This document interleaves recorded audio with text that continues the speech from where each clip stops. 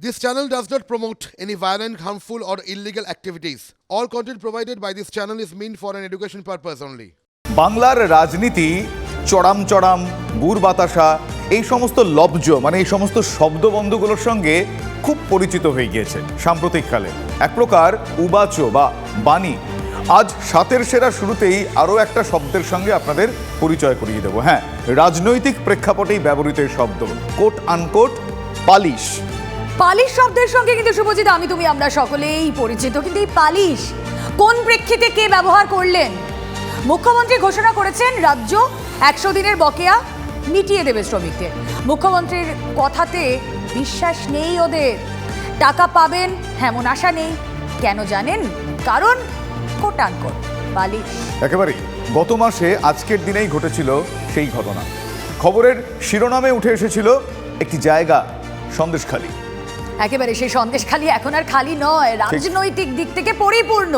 এক মাসেও মূল অভিযুক্তকে ধরতে পারলো না পুলিশ, তার টিকি ছোঁয়া তো দূরের কথা। তবে জনতা জেগে উঠছে, দাবি পূরণ না হওয়া পর্যন্ত আন্দোলনের ডাক দিচ্ছে সন্দেশখালী। আমরা তো মানুষ না, ও মানুষ, ওরাই মানুষ, হ্যাঁ, ওরাই রাজনীতি করছে। গরিবকে চিনছে না এখন, না হলে পালিশ হবে। তাই যে লাঠি পালিশ হবে। হক চাইলে পালিশ হবে। কেউ যদি আওয়াজ তোলেন, লাঠিতে তেল মাখিয়ে তুলে নিয়ে যাবে ওরা, তারপর তেল দমাদম। অভিযোগ, হক চাইলে এটাই নাকি প্রাপ্য। এটা সন্দেশখালী। কয়েকদিন আগেই দেখিয়েছিলাম, ভোটার কার্ড থাকলেও কেউ ভোট দিতে পারেন না এখানে। আর কাজ করে টাকা চাইলে পালিশ চোটে। শেখ শাহজাহান ও তার অনুগামী শিবু হাজরা, উত্তম সর্দারদের বিরুদ্ধে এমনই অভিযোগ এলাকাবাসীর।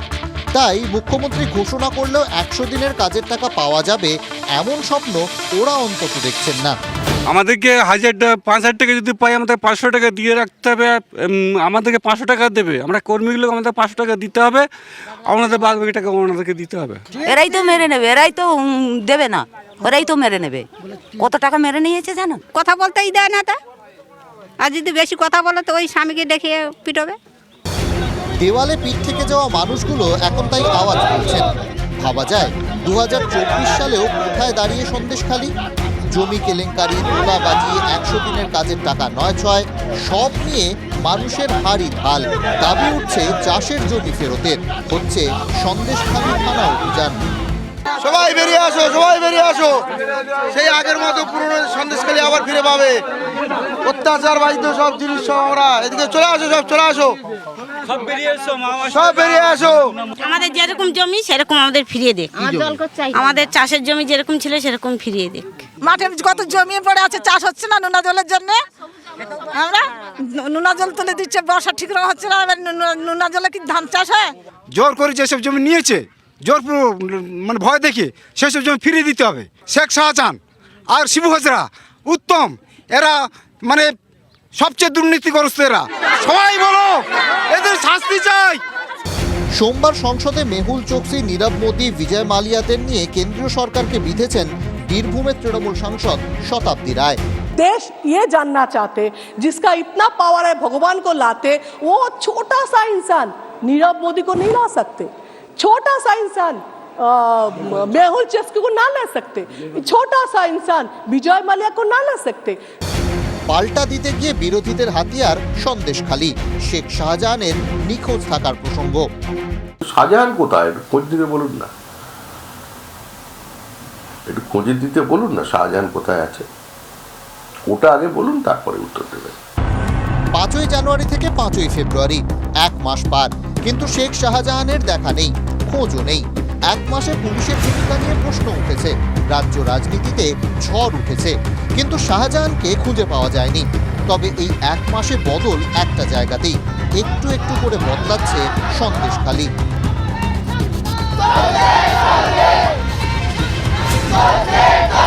ভয়ের খোলস ছেড়ে আন্দোলনে সন্দেশখালী। একের পর এক অন্যায়ের বিরুদ্ধে আওয়াজ তুলছে সন্দেশখালী। তাদের এই আন্দোলন 100 দিনের হকের টাকা তাদের অ্যাকাউন্টে ফিরিয়ে দেবে, তারা পাবেন 100 দিনের টাকা। জলকর তুলে কৃষি জমি ফেরানোর যে আন্দোলন তারা শুরু করেছেন, সেই আন্দোলন সফল হবে? উত্তর দেবে আগামী। ক্যামেরায় মাখন পাত্রের সঙ্গে সৌরভ দত্ত, TV9 বাংলা, সন্দেশখালী। এ রাজ্যে এখন দুর্নীতি নিয়ে ভুরি ভুরি অভিযোগ। যেমন ধরুন সন্দেশখালীর সাধারণ মানুষ, তারা তো রাস্তায় নেমেই পড়েছেন। তারা বলছেন যে তারা তাদের হক পাননি এবং সেই হক লুটেপুটে খেয়েছেন রাজ্যের শাসক দলের নেতা মন্ত্রী বা ক্ষমতাশালীরা। বিরোধীরাও এ কথা দীর্ঘদিন ধরে বলে আসছেন। তারা বলছেন যে সাধারণ মানুষের হক নিয়ে ছিনিমিনি খেলেছে রাজ্যের শাসক দল।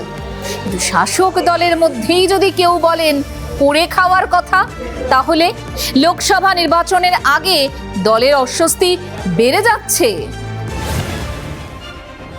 একজন ব্যারাকপুরের সাংসদ এবারও নাকি শাসক দলের প্রার্থী হতে পারেন, আরেকজন শাসক দলের সেলিব্রিটি বিধায়ক।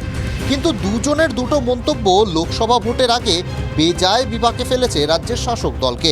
দল থাকলে সব থাকবে, দল থাকলে রোজগার হবে, দল থাকলে সবকিছু হবে, কিন্তু দল না থাকলে কিচ্ছু হবে না। কি চলে না চলে সব খবর কিন্তু আমার কাছে থাকে।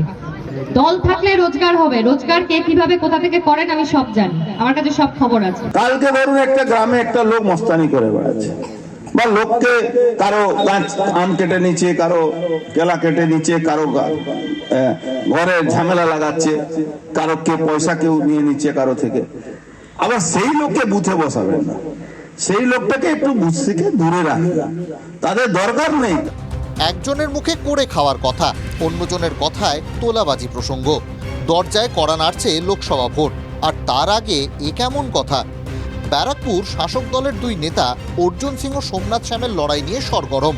অর্জুনের এই মন্তব্যের পর ফ্রন্টফুটে জগৎ দলের বিধায়ক, তাকে সঙ্গ দিয়েছেন বীজপুরের তৃণমূল বিধায়কও।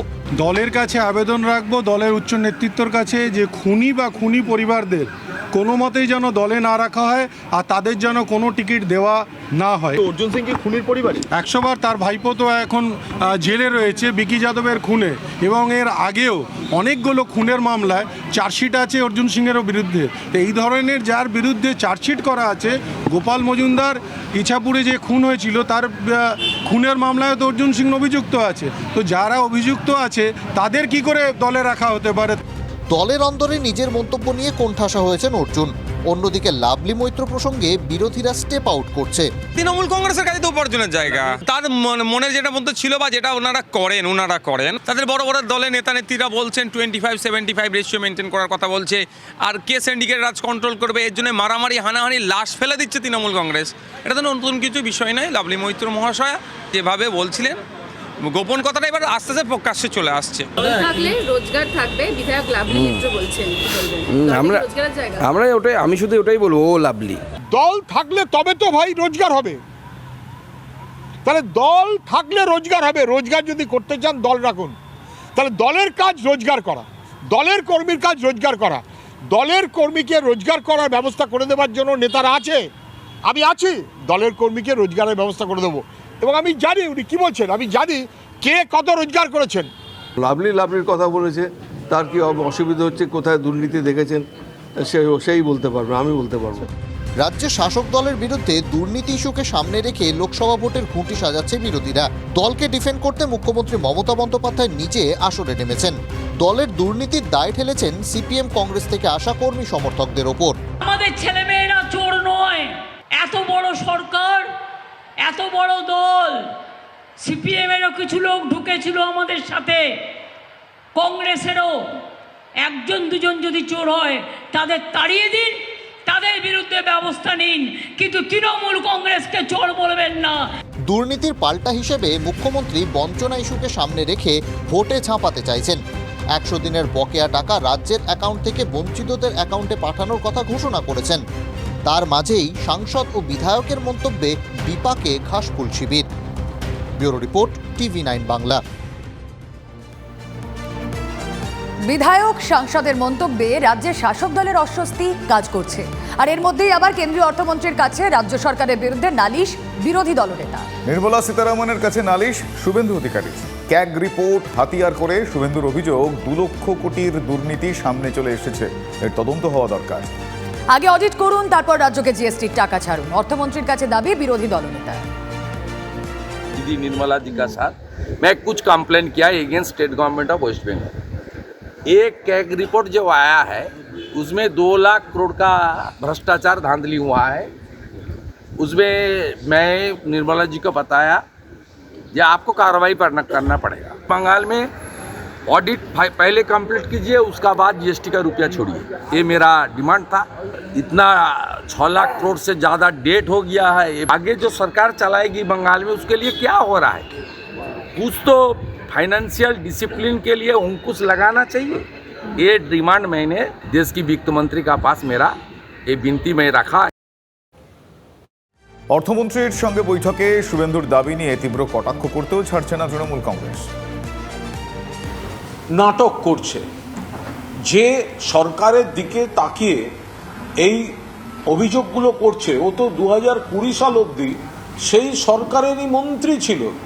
যদি আদৌ কোনো অনিয়ম বা ত্রুটি থাকে তাহলে তার অংশীদার শুভেন্দু অধিকারী নিজে দায়িত্বশীল পদে ছিলেন, মন্ত্রী ছিল, তো ফলে তারা তো দায়িত্ব এড়াতে পারে না।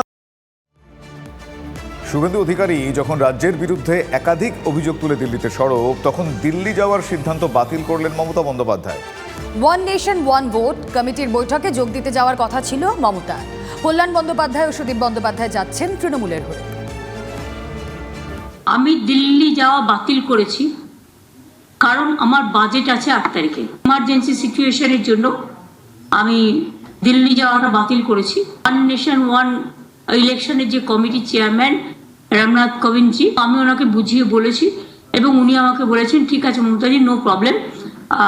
আমি বলেছি যদি তুমি অ্যালাউ করো আমার পার্টির বিহাফে আমি সুদীপ বন্দ্যোপাধ্যায় এবং কল্যাণ ব্যানার্জিকে পাঠাতে চাই, আমার পরিবর্তে তারা মিটিংয়ে অ্যাটেন্ড করবে। উনি বলেছেন ঠিক আছে, মোস্ট ওয়েলকাম। সেজন্য আমি সুদীপ বন্দ্যোপাধ্যায় এবং কল্যাণ ব্যানার্জিকে পাঠাচ্ছি, আমি নিজে থাকতে পারছি না। এদিকে আজ সংসদে জবাবি ভাষণ দিলেন প্রধানমন্ত্রী নরেন্দ্র মোদী। কংগ্রেসকে তুলোধনা প্রধানমন্ত্রী। পাশাপাশি দুর্নীতি প্রসঙ্গে বিরোধীদের তোপ দাগলেন মোদী। প্রশ্ন হচ্ছে ইঙ্গিত কার দিকে? हमने 10 करोड़ फर्जी नाम हटाए हैं। अभी लोग पूछते हैं पहले इतना आंकड़ा था क्यों कम हुआ? आपने ऐसी व्यवस्था बनाई थी जिस बेटी का जन्म नहीं हुआ उसको आपके यहां से विधवा पेंशन जाते थे। और ऐसे सरकारी योजनाओं को मारने के जो रास्ते थे ना, 10 करोड़ फर्जी नाम बंद किए। ये जो परेशानी है ना इन चीजों की है, क्योंकि रोजमर्रा की काय उनकी बंद हो गई है। आदरणीय अध्यक्ष जी,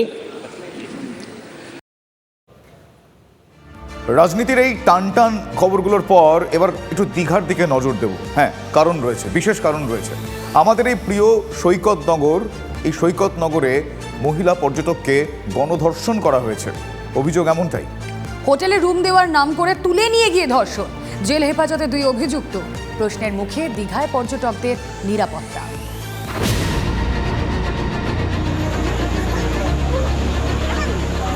দীঘায় হোটেল পেতে গিয়ে ফাঁদে পড়তে চলেছেন ঘুণাক্ষরেও টের পেয়েছিলেন না মহিলা পর্যটক এবং তার পুরুষ বন্ধু। অভিযোগ, হোটেল দেওয়ার নামে দীঘার স্ত্রীর কাছে সঙ্গী বন্ধুকে মারধর করে তাড়িয়ে জোরপূর্বক ওই মহিলাকে টেনে নিয়ে যান দুজন। গণধর্ষণের শিকার হন মহিলা। অভিযোগের ভিত্তিতে নজরুল ও আনসারুল শাহকে গ্রেফতার করে পুলিশ। গতকাল তো অ্যারেস্ট হয়েছে, আজকে কোর্টে প্রোডাকশন করিয়েছিলেন। মাননীয় আদালত দেখে ওনাকে বেল রিজেক্ট করে জেসিতে পাঠিয়েছে। ধারা আছে 376, 379 এবং 34। 2 জন আসামি অ্যারেস্ট হয়েছে। আর ভিকটিম লেডির আজকে 164 রেকর্ড হয়েছে। পুলিশের যে কাজ নারী সুরক্ষা এবং আইন শৃঙ্খলা, সেটা তারা করে না। সেই কারণেই ঘটনাগুলো প্রতিনিয়ত ঘটছে। এরপরেও পশ্চিমবঙ্গের মুখ্যমন্ত্রীর যদি ন্যূনতম লজ্জা থাকে, তিনি এই বিষয় নিয়ে নিশ্চিতভাবে তার রাজধর্ম পালন করবেন, কিন্তু সেটা তিনি করবেন না। তো বিধানসভায় আমরা তুলব, আমাদের মহিলা মেম্বাররা ভীষণভাবে তুলব, আমরা এটা ছাড়ব না। কেন্দ্রীয় সরকারের রিপোর্টে পশ্চিমবঙ্গ, বিশেষভাবে কলকাতা, সারা ভারতবর্ষের মধ্যে মহিলাদের জন্য নিরাপদ। এই ধরনের কিছু সামাজিক অপরাধ ঘটে, পুলিশ দ্রুত ব্যবস্থা নিচ্ছে। তো সেখানে এটা নিয়ে রাজনীতির কি আছে? সৈকতনগরী দীঘায় গণধর্ষণের ঘটনায় রীতিমতো চাঞ্চল্য ছড়িয়েছে। পুলিশি নিরাপত্তা নিয়েও পর্যটকদের মনে প্রশ্ন উঠতে শুরু করেছে। কনিষ্ক মাইতির রিপোর্ট, TV9 বাংলা।